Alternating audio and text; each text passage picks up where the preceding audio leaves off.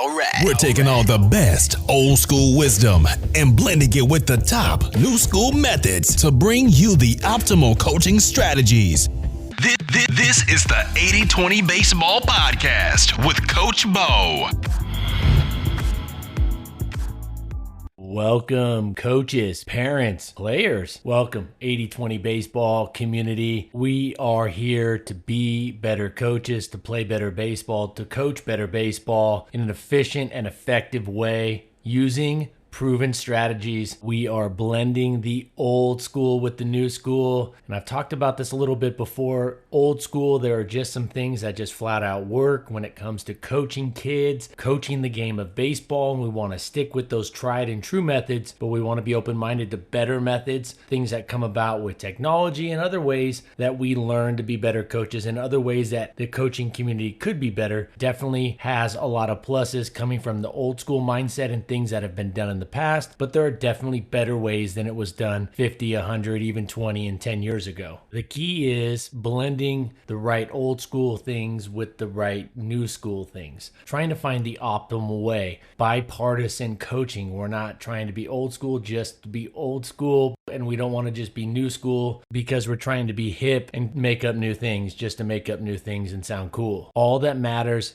are results with our players as people, developing and helping them become better human beings, developing better skills, better baseball players, better team cultures, winning more games. Results is what matters, not old school, new school. So it's the key is to blend the old school with the new school and those optimal methods from both. I'm fired up to be here. We're going to talk pitching. I'm going to share a pitching tip to increase accuracy. I'm going to give a take on something Tim Salmon, the King Salmon said, the Kingfish. Tim Salmon, the longtime Angels outfielder. I will break down a quote. I listened to him. I watched him working with some players, working with some of the highest level high school players in the country. He was working with them outside of Angel Stadium a couple weeks ago, and he said something about the hitting approach, and I want to address it so we can be the best coaches we can be for our players, and in this case, for our hitters. And I have a tip for hitting with two strikes, a simple hitting setup adjustment that I think could work for a lot of hitters to make it a little bit easier to handle pitches throughout the strike zone, which with two strikes, we're handling, of course, pitches throughout the strike zone and pitches, even on the fringes,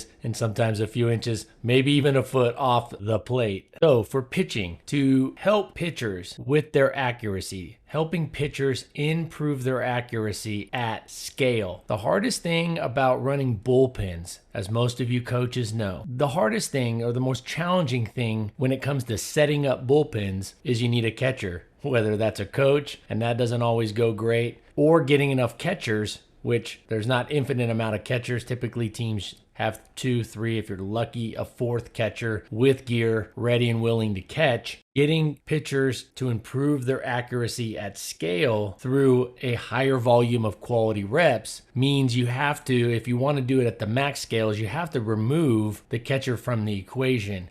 I propose using this drill from time to time, and that would be to line up all your players along a wall, or in most cases, the fence. I would measure off the distance away from the fence that the mound is set for your league. If anything, err on the side of a few feet further. Line all your players, definitely at the youth level and the lower youth levels. Line up all your players. Line them all up in a line facing the fence, spread out 6, 7, 8, 10 feet apart. Each field will be different. Each field or training environment, practice environment will be set up a little different. If you are doing this with a wall on blacktop, say a racquetball court setup, or a wall the side of a gym, a wall that you can actually throw baseballs at. There's not a lot of those because you want to be throwing baseballs at just any old wall, the damage and things like that. That's not cool.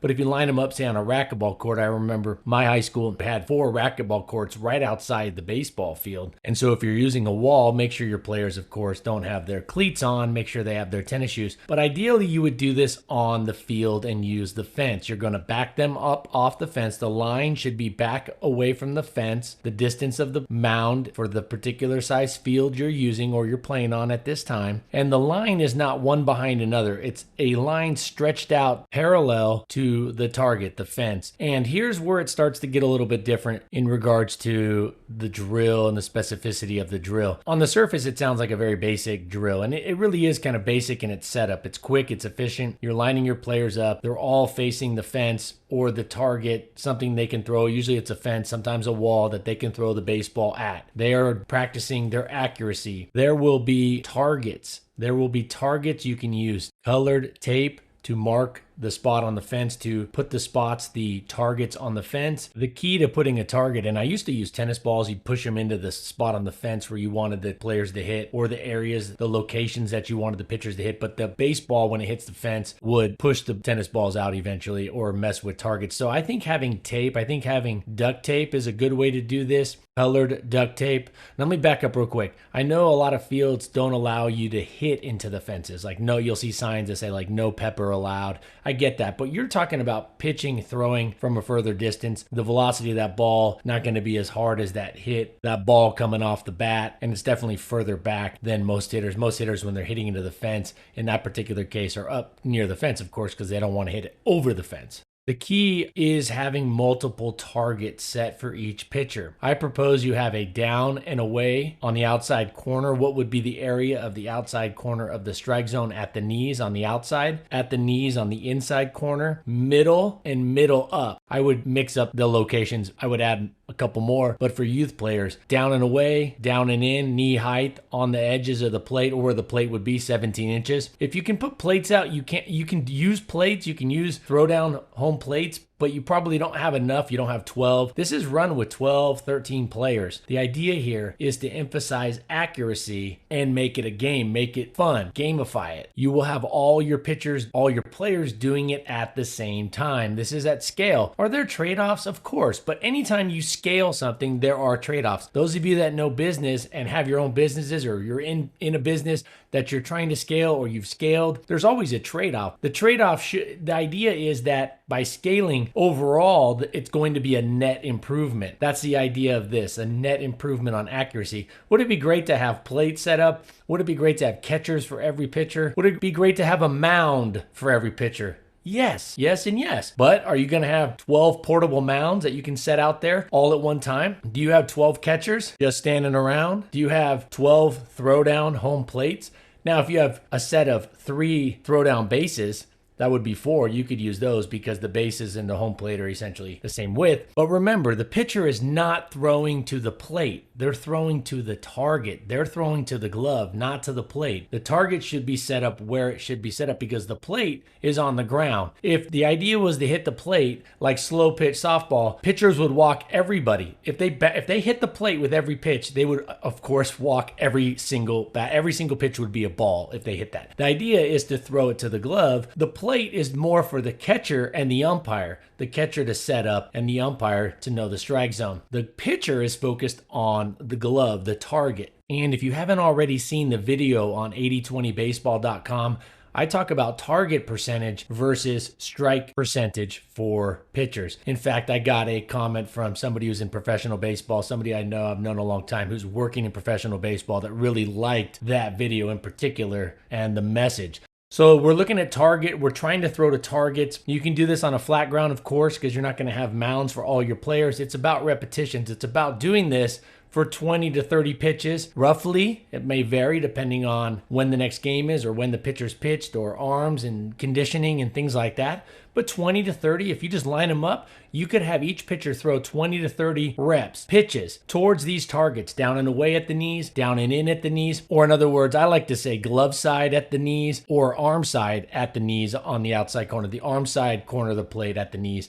Then there's middle, because we want to have that middle. In youth baseball, you get to 3-1, 3-0. You want to throw one, you want to use the plate and let the player put it in play. You really want them to put the ball in play. You don't want to give them ball 4. Of course, them being the other team's hitters. and then elevate it. I think that fastball up is a good pitch to set up the pitches low. So you play off each other high and low and stretch out that zone and the area that the hitter has to cover. So is this drill as fun as playing dodgeball to work on players' throwing accuracy? No, but it scales. It gives them specific targets, which should be the targets that most pitchers are throwing to at the youth level and most levels. If we're going to scale and we want to get higher amount of quality reps, there's going to have to be some sacrifice unless you have unlimited resources and hundreds of players and nothing but time. Now for a couple tips. I recommend youth pitchers work on those changeups. I recommend they throw it away from arm side, or I should say glove side, down low, the corner of the plate at the knees on their glove side. So a right-handed pitcher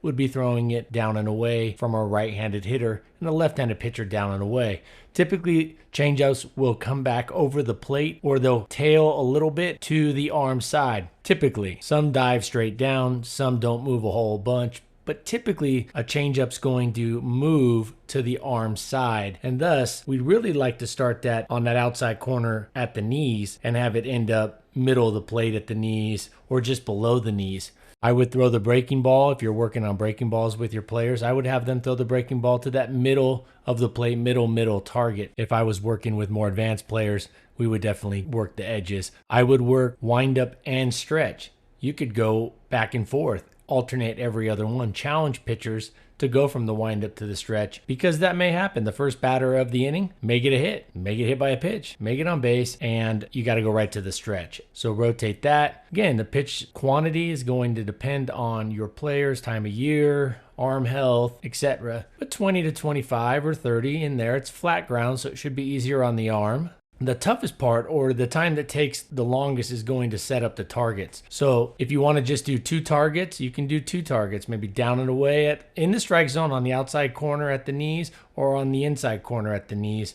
You could just do 2 targets. Just put up that tape, get some fluorescent or bright duct tape, put that there. It doesn't need to be a huge piece. And when you put the tape up on the fence or on the wall, you just space out the targets 7-8 feet apart, and then let the pitchers and the team and the players that are throwing to those targets figure out where to stand, the depth and the angles. So you just set it up, boom, all the way down, maybe all the way down the fence line, on right field fence line, from the dugout all the way down to the fence, or on the other side. Every field's going to be different. If you can use a fence that isn't necessarily something that needs to be taken care of as much, or something to throw out like a wall that you could, ideally you would throw it at a wall with some old baseballs. Again, if you are using baseballs to throw against the wall, I would just have some older baseballs, and those will bounce back to the pitcher so they can continue to use the same one. If you're throwing, of course, if the pitchers are throwing it at a fence, it's going to hit the fence and it's going to stop. It's going to drop. It's going to die. It's just going to fall down to the bottom of the fence. Occasionally it might bounce a little funny, but typically it's just going to hit the fence and go down. I would have the pitchers throw 5 pitches and then sprint and get those baseballs.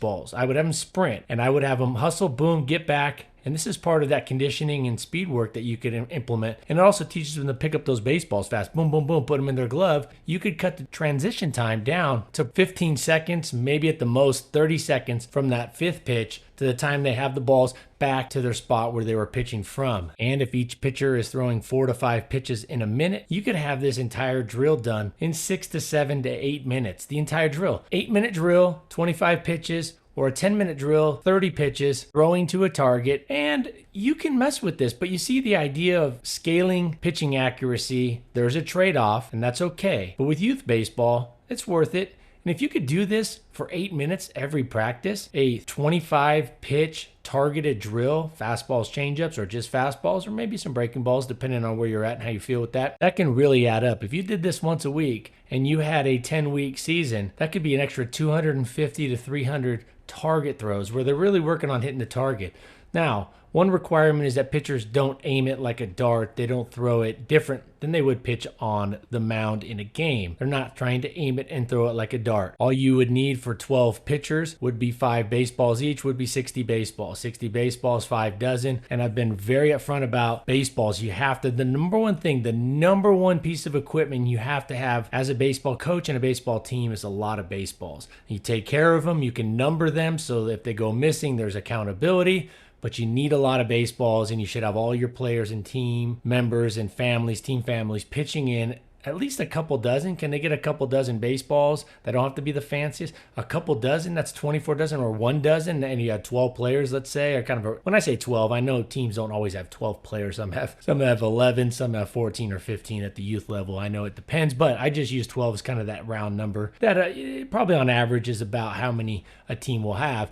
But if you have a dozen baseballs donated from each parent, that's 12 dozen baseballs. 12 dozen baseballs, doing the math, is 120 baseballs. For this drill, each pitcher could have 10 baseballs, throw them. Now, the reason I went with 5 is they could usually fit 5 in their glove quickly without them falling out as they're coming back. You see the little detail there? I don't want them to throw 10 pitches and then go get it. I don't want them to go get it every time. And I don't want them to partner up while one pitcher's throwing, the other one's picking it up. And now, first off, that creates a safety issue because now you got players, pitchers, or I should say teammates over by the fence by the target. Also, you could have bad throws coming back. Simply throw it to the target from the stretch, from the windup. Do them in sets of 5 or 6. Have the players sprint to get their baseballs, come back, take a deep breath, reset, and then throw the next set. They could be done with this really quick, and it can add up to a lot of throws throughout the season. A lot of extra work on hitting their target. Aim small, miss small. By putting smaller targets, some duct tape. The duct tape doesn't have to be more than a 3-inch piece, a 4-inch piece, something that can just go on the fence and stick to the fence. Aim small, miss small. If your pitchers can throw strikes and they can learn to locate, your team and your players are going to be very successful, or I should say, are going to be more successful than otherwise. We all know that.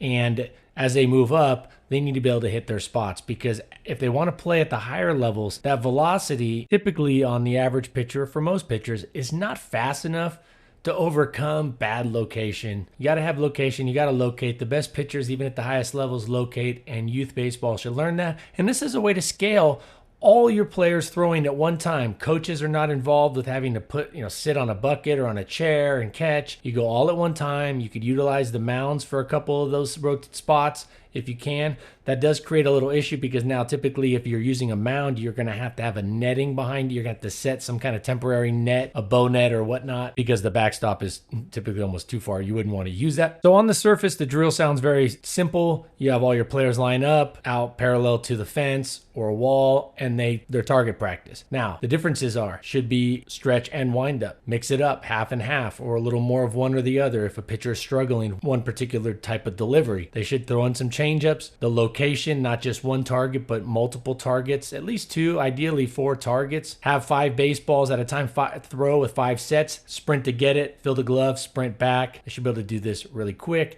And it's about the efficiency of getting this. Now, don't have pitchers rush through each pitch. You could also implement a requirement that they take a deep breath before or between each pitch. So these are things that allow pitchers to work on not just accuracy, but also their different movements, stretch, wind up, and some of those in-between pitch routines at scale. So everything's at scale because all your pitchers, you could even essentially have 12, if you have 12 players on your team, essentially 12 pitchers throwing or going through their routines at one time. All right, I really like that for scale. It's quick, it works on accuracy, and there's some nuances to it that make it, I think, a much better drill than just simply just saying, hey, go out there and hit that target.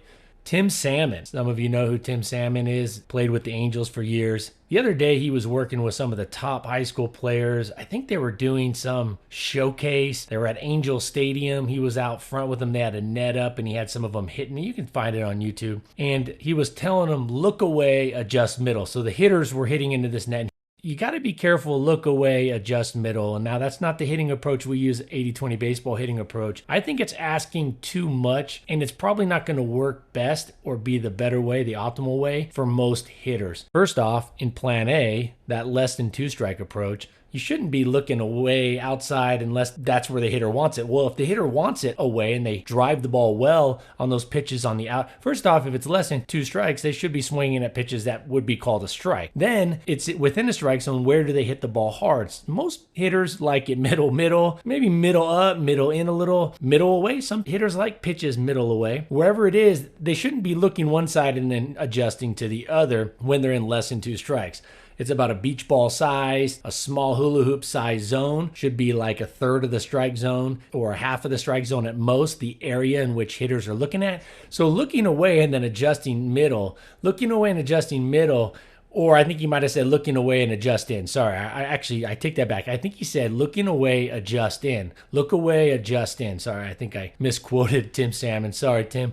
So even worse, looking away and adjust in. That's asking the hitter to, with less than 2 strikes, just try to cover too much. I think hitters should be up there, kind of a wider set of eyes. They're looking with 2 strikes, looking for pitches that are in the strike zone or on the fringes. And their attitude is to put the best swing they can, the hardest swing they can, depending on the pitch. And it may not be a very pretty swing. It may not be the best, hardest, most powerful swing. But with 2 strikes, if it's in or around the strike zone, you have to put the ball in play. With less than 2 strikes, we never want to have the put the ball in play mindset. We want to have the mindset of get a pitch that really is good for the hitter. That's not so nitpicky. Remember, we're not looking in an area of the strike zone or a hitting zone or hitting area the size of a softball or even a basketball. You're looking at more than that. Almost all hitters can do damage on pitches in a bigger area. You just want to be selective, because if you take a pitch with less than 2 strikes, as you all know, you still have more pitches coming your way. So I hear this message a lot, and I think it's asking too much. It's also placed in, this approach is in the wrong place with less than 2 strikes. I think that hitters should go up there with less than 2 strikes. And you know what? I'm not even getting it. Just most of you know the hit. You've been with us. You know the 80-20 hitting plan. If not, go read the article on the website 8020baseball.com or go listen to the last 143 episodes. So a lot of the questions I get through email, and by the way, keep sending me your questions, keep sharing your success with me on the emails. Shoot me email, coachbo@8020baseball.com, coachbo8020baseball.com, Bo as in Bo Jackson, B-O. I do get a lot of questions that are questions related to things that are being said or taught out there. You listeners are asking for my feedback, my honest feedback on it. And this phrase, look away, adjust in, or look away, adjust middle, I'm just trying to break that down and deconstruct it a little bit. And I'd rather we not say that. I think if you teach the Plan A hitting approach, and I highly recommend you do this, the 80-20 baseball Plan A and Plan 2 hitting approaches, Plan A and Plan 2, if you teach this, it takes care of everything else. It takes care of everything else when it comes to pitch selection. Speaking of which, I did see this on Twitter. A well-known coach put out there defining a hitting approach. So he said something out there was defining a hitting approach. And one of the things, a bullet point was, what pitch type are you expecting? Fastball, off-speed, changeup. What are you anticipating the pitch? Where are you anticipating the pitch to be thrown? Inside, high, away, and low. Let me just start right there. I don't like the guessing for pitches. I just don't. Unless you have, like I've said, 10 terabytes of information like some of these pro teams might have on a certain pitcher. Even then, you're guessing. I don't like that. I think you should be ready for the fastball, on time for the fastball, or on time for that fastest pitch, which is the fastball almost always. The fastball, you're on time for it. So you're ready to hit that, because if you're not on time for that, you got no chance. It's by the swing. So you're on time for the fastball and you adjust from there.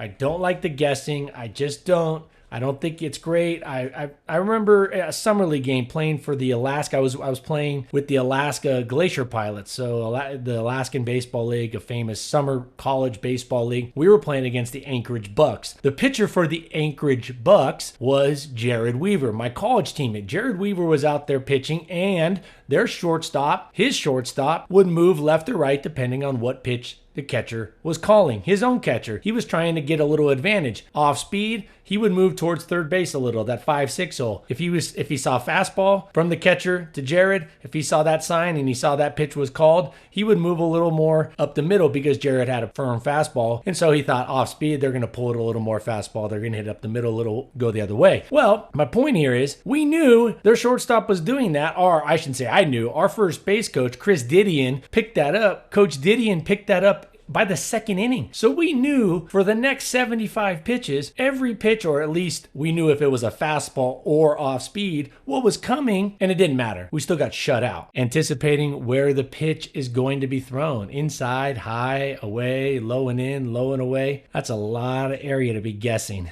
and a lot of room for error. I mean, in fact, most pitchers don't really even know where the ball's going. At youth baseball, they don't even know where the pitch is going. So how the hitter's going to... The hitter, I wouldn't even cheat to where the catcher's set up, because even if you watch Major League Baseball games, that catcher's glove is moving all the time, and a lot of times it's moving more than a foot. I wouldn't anticipate where the pitch is going to be thrown. I would stick with the Plan A and Plan 2 approach, which is reacting to where the pitch is thrown, not anticipating or guessing. The other thing that they said is, where are you trying to hit the ball? I don't think this should be something that's determined before the pitch. We've talked about this. Where are you trying to hit the ball? Up the middle, the right field, in the air, over the fence. And the other thing this coach defined the hitting approach is, how hard are you trying to swing? Are you letting it eat, or are you just trying to put the ball in play? So let's go back. How many questions are there? Is it a fastball? Is it a slider? Is it a changeup? Is it off speed? Where are you anticipating it? Are you anticipating inside, high and away, low and in? Where are you trying to hit the ball? Are you trying to hit the ball up the middle, the right field, in the air, over the fence? Are you swinging hard, or are you just trying to put the ball in play? That's a lot of things to go up there. That's a lot.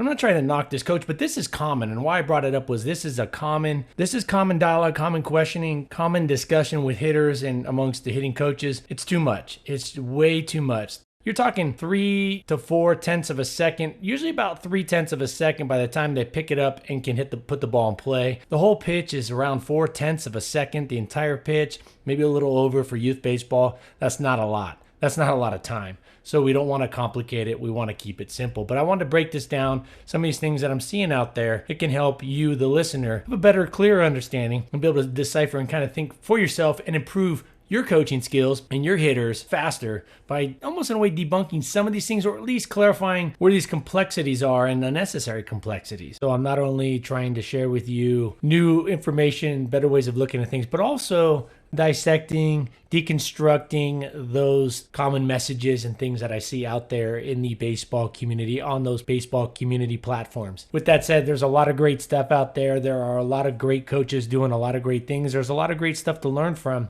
What I'm trying to do is be a filter, not a filter to just bash or to say, they're terrible, because most of it is good, but really try to filter out and prioritize it for you, organize it, and also vet it through a lens of a lot of experience. And it should save you a ton of time and a lot of mistakes and a lot of things that I had to go through, I should say, as a young coach, and what a lot of coaches are still going through as older coaches, because they didn't get the support, they didn't get that filter, they didn't get somebody coming through and saying, hey, there's probably a better way of doing this because we know X and Y are true, so the Z is probably a better way of going through that or doing it this way. If you haven't already, it's a no-brainer. Go over to 8020baseball.com. Get the drill design guide. It's free, ready to go for you over there. You can follow me on Twitter. I know Twitter, the platform, I know it doesn't have the best reputation, but I've said before, I like the baseball community on there. I'm on there. I post some things. I'm not big on just throwing out a bunch of stuff because it's just not me. It just kind of comes across, I think sometimes it's too much, comes across as kind of arrogant or whatnot. It's just not me. But if I do put something out there, I definitely think it's of interest, and I really try to center it around youth baseball, where a lot of the stuff on there is designed for more advanced, because it looks cool and it sounds cool because it's more advanced, more intricate, more professional type things. But that, at the end of the day, doesn't relate, most cases, doesn't relate very well to the youth game. With that said, awesome being here with all of you. Next week, I'm going to share with you an easy to implement hitting setup, something you can do really quickly with your hitters that makes hitting easier for all hitters. And this tip, it can be used in almost every at-bat by almost every hitter. And I'm going to tell you exactly the parameters so hitters know exactly when to use it, and we'll get into that next week. It's a simple, quick tip that can really help make hitting easier for your hitters. Hint, it's already in an article over on 8020baseball.com. There's a dozen articles, another dozen videos over there. You could go get a ton of coaching information by going by there. Email me your successes. Email me your questions. I love hearing from the coaches. I love hearing from all of you. Email me, Coach Bo at 8020baseball.com. And until next Tuesday, adios. This has been the 80/20 Baseball Masterclass. Take it to the field.